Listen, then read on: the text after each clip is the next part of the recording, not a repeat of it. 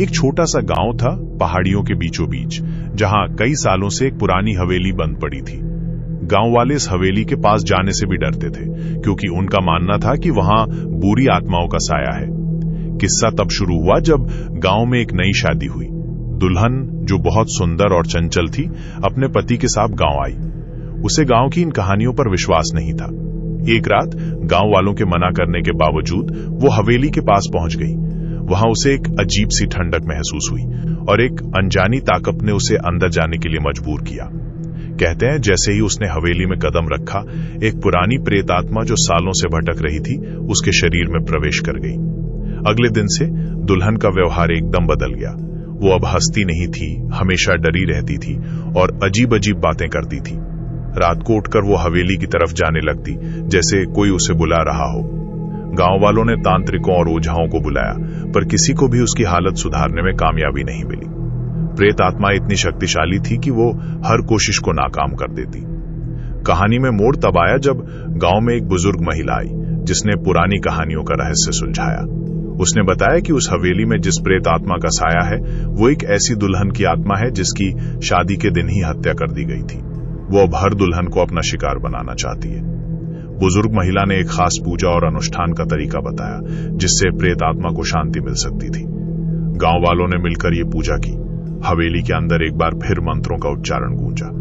कहते हैं पूजा के दौरान दुल्हन के शरीर से एक चीख निकली और वो बेहोश हो गई। जब उसे होश आया तो वो बिल्कुल ठीक थी। उसके चेहरे पर वही पुरानी मुस्कान लौट आई थी। गांव वालों ने चैन की सांस ली। गांव वालों ने मिलकर उस हवेली को हमेशा के लिए बंद कर दिया, ताकि कोई दोबारा गलती ना करे। गांव में शांति लौट आई थी, दुल्हन भी ठीक थी, पर हवेली का खौफ अभी भी लोगों के दिलों में था। कुछ महीनों बाद गांव में एक और शादी हुई। इस बार दुल्हन दूसरे गांव से आई थी। उसे पुरानी घटनाओं के बारे में कुछ नहीं बताया गया था, ये सोचकर कि वो डर जाएगी। नई दुल्हन, जिसका नाम मीना था, बहुत ही जिज्ञासु प्रवृत्ति की थी। उसे पुरानी चीजें और कहानियां बहुत पसंद थी। गांव वालों की हवेली के प्रति रहस्यमयी चुप्पी ने उसकी उत्सुकता और बढ़ा दी। वो अक्सर खिड़की से उस बंद हवेली को देखती रहती। एक शाम जब सब लोग काम पे व्यस्त थे, मीना चुपके से हवेली की तरफ चल दी। हवेली के मुख्य द्वार पर लगे पुराने ताले को देखकर वो ठिठकी, पर फिर उसके अंदर एक अजीब सी हिम्मत आ गई। उसे लगा कि जैसे कोई उसे अंदर बुला रहा हो। उसे कहीं से एक छोटी सी चाबी मिली, जो शायद किसी पुरानी संदूक की थी, पर आश्चर्यजनक रूप से वो हवेली के ताले में फिट हो गई। जैसे ही ताला खुला, दरवाजा चरचराता हुआ खुल गया।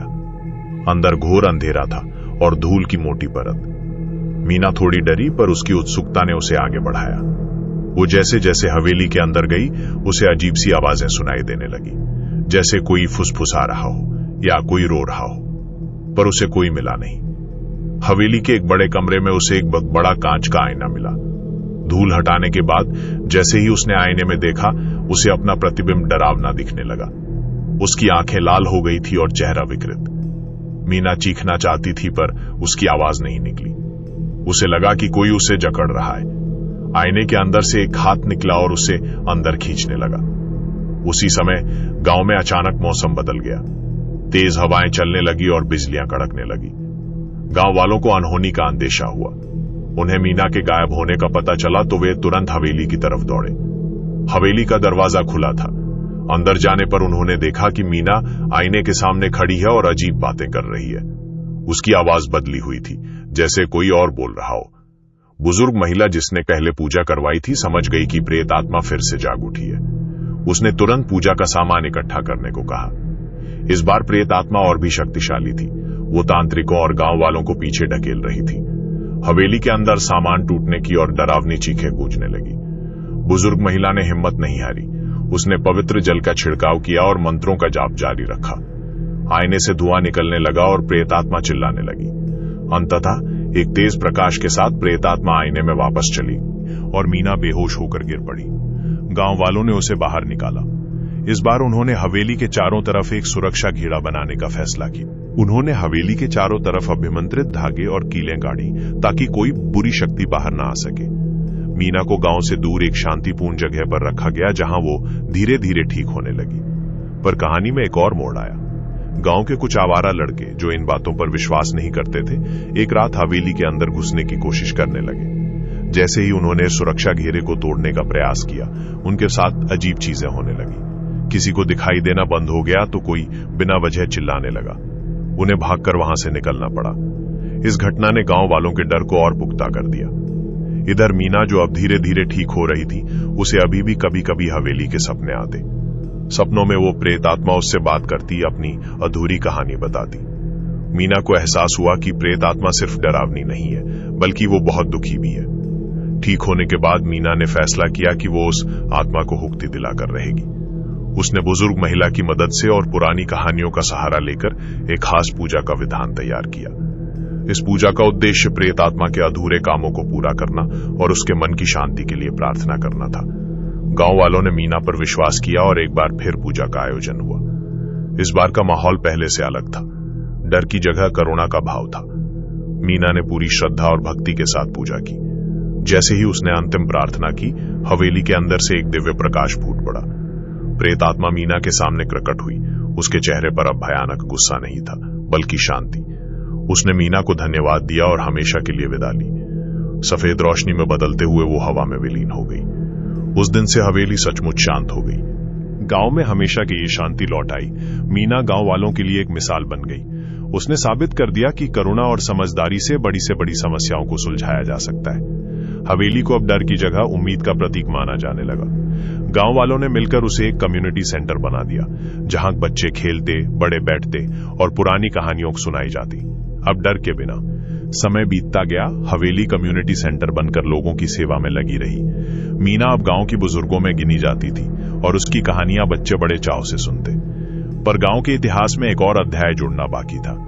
गांव के कुछ नौजवानों ने हवेली के पुराने दस्तावेजों को टटोला तो उन्हें एक गुप्त रास्ते के बारे में पता चला। यह रास्ता हवेली के तहखाने से होकर एक पुरानी बावड़ी में जाता था। बावड़ी जो सालों से सूखी पड़ी थी, उसके बारे में कहा जाता था कि वहां का पानी जादुई था। जिज्ञासावश इन नौजवानों ने तहखाने में जाने का निश्चय किया। तहखाना धूल और मकड़ी के जालों से भरा था। जैसे ही वे और नीचे उतरे, उन्हें फिर से वही फुसफुसाहटें सुनाई देने लगी। लेकिन इस बार फुसफुसाहटों के साथ उन्हें घुंघरुओं की छन-छन भी सुनाई दी।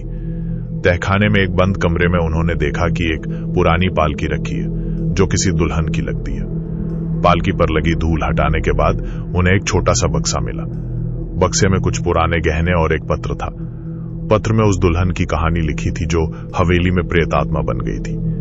पत्र से पता चला कि उस दुल्हन का नाम रत्ना था और वो गांव के ही एक युवक से प्रेम करती थी, पर जबरदस्ती उसकी शादी किसी और से तय कर दी गई। उसी रात जब वो भागने की कोशिश कर रही थी, उसकी हत्या कर दी गई। पत्र के अंत में रत्ना ने लिखा था कि उसका प्रेम अमर है और वो अपने प्रेमी का इंतजार कर रही है। नौजवानों ने यह कहानी मीना को सुनाई। मीना समझ गई कि प्रेत आत्मा मुक्ति तो चाहती है, पर अपने प्रेमी के साथ। रत्ना के प्रेमी का नाम माधव था। मीना ने माधव के परिवार के बारे में पता लगाया और उन्हें माधव की पुरानी तस्वीरें मिली। माधव की अस्थियां गांव के पुराने शमशान में दफन थी। मीना ने माधव और रत्ना दोनों की अस्थियों को एक साथ मिलाकर बावड़ी के पास दफनाने का फैसला किया, ताकि वे हमेशा के लिए एक हो जाएं। एक शांत रात में गांव की मौजूदगी में यह कार्य हुआ। जैसे ही दोनों अस्थियां मिलाई गईं, हवा में एक दिव्य संगीत गूंज उठा। घुंघरुओं की छन-छन और रत्ना की हंसी की आवाज सुनाई दी। बावड़ी का पानी धीरे धीरे भरने लगा। कहते हैं उस रात के बाद से रत्ना और माधव को अक्सर गांव के बाहर घूमते देखा जाता, हमेशा साथ। अब हवेली पूरी तरह शांत हो चुकी थी। रत्ना और माधव की प्रेम कहानी अब खत्म हो गई थी और बावड़ी का पानी जीवन से भरा हुआ था। मीना ने अपनी आखिरी सांसें इसी गांव में ली, पर उसकी कहानी और बहादुरी आज भी लोगों के दिलों में जिंदा है।